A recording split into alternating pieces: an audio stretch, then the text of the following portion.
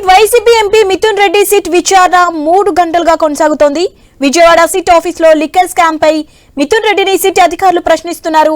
Liquor కేసులో A4 గా ఉన్న మిథున్ రెడ్డి గతంలోనే ఒకసారి విచారణకు హాజరయ్యారు. సుప్రీంకోర్టు బెయిల్ ఇచ్చేందుకు నిరాకరించడంతో నేరుగా ఆయన సిట్ విచారణకు హాజరయ్యారు. విచారణ తర్వాత మిథున్ రెడ్డిని అరెస్ట్ చేస్తారా అన్నది చూడాల్సి ఉంది.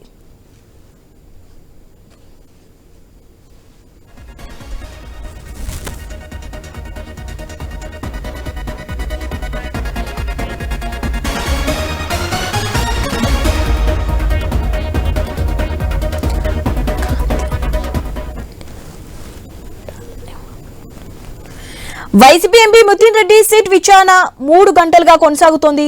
విజయవాడ సిట్ ఆఫీస్ లో లిక్కర్ స్కామ్ పై మిథున్ రెడ్డిని సిట్ అధికారులు ప్రశ్నిస్తున్నారు.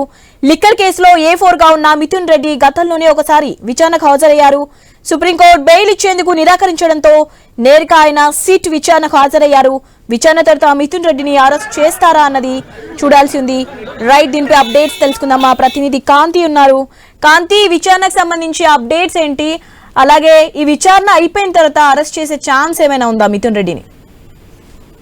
శివాని, లిక్కర్ స్కామ్ కేసులో విజయవాడ సిట్ కార్యాలయానికి మిథున్ రెడ్డి చేరుకున్నారు. దాదాపు 3 గంటలుగా ఈ సిట్ విచారణ అయితే కొనసాగుతుంది. లిక్కర్ కేసుల్లో ఏదైతే ముందస్తు బెయిల్ కోసం హైకోర్టులో అప్లై చేశారు, హైకోర్టు తిరస్కరించడంతో సుప్రీంకోర్టుని ఆశ్రయించినటువంటి మిథున్ రెడ్డి అక్కడ కూడా బెయిల్ తిరస్కరించడంతో ఇక సిట్ విచారణకైతే హాజరయ్యారు. ఇప్పటికే గతంలో ఒకసారి విచారణకు హాజరైనటువంటి మిథున్ రెడ్డి అప్పుడు ఇచ్చినటువంటి సమాచారం ఏదైతే సరిగ్గా ఇవ్వలేదు అని కూడా సిట్ ఆరోపిస్తోంది. ఈ నేపథ్యంలో ఈ రోజు జరిగేటువంటి విచారణ తర్వాత ఈ కేసుకు సంబంధించినటువంటి కొంతమంది కీలక వ్యక్తులు బయటకు వచ్చే అవకాశం ఉన్నట్లుగా తెలుస్తా ఉంది. మిథున్ రెడ్డికి సంబంధించినంత వరకు కూడా ఈ లిక్కర్ స్కామ్ లో ఆర్థిక లావాదేవీలు ఏవైతే ఉన్నాయో ఆర్థిక లావాదేవీలలో కీలక వ్యక్తిగా మిథున్ రెడ్డి ఉన్నట్లుగా సిట్ దగ్గర ఆధారాలు ఉన్నాయని తెలుస్తా ఉంది. ఈ నేపథ్యంలో మిథున్ రెడ్డికి సంబంధించినంత వరకు విచారణలో 3 గంటల నుంచి కూడా విచారణ అయితే కొనసాగుతుంది. ఇది సాయంత్రం వరకు కూడా కొనసాగే అవకాశం ఉంది. ఇక విచారణకి సంబంధించి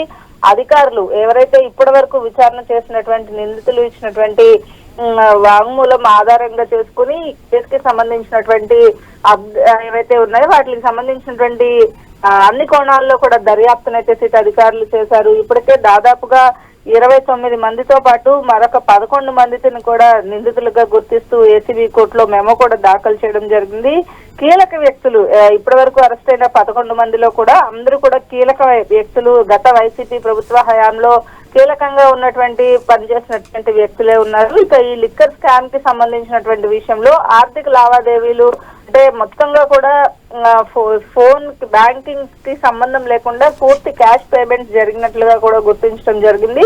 ఆ క్యాష్ అంతా కూడా ఎట్లా వినియోగించారు, ఎక్కడ మార్చారు అనే అంశాలకు సంబంధించినటువంటి విషయంలో కూడా ఇంతకు ముందు నిందితులు ఇచ్చినటువంటి ఆధారాలన్నింటినీ కూడా బేస్ చేసుకుని అలాగే విజయసాయి రెడ్డి కూడా గతంలో విచారణకు హాజరైన సమయంలో మిథున్ రెడ్డికి సంబంధించినటువంటి పూర్తిగా ఈ కేసుకు సంబంధించి రాజకేశ్ రెడ్డితో పాటుగా మిథున్ రెడ్డికి కూడా చాలా వరకు కూడా వాస్తవాలు తెలుసునని ఆయన చెప్పిన నేపథ్యం ఉంది.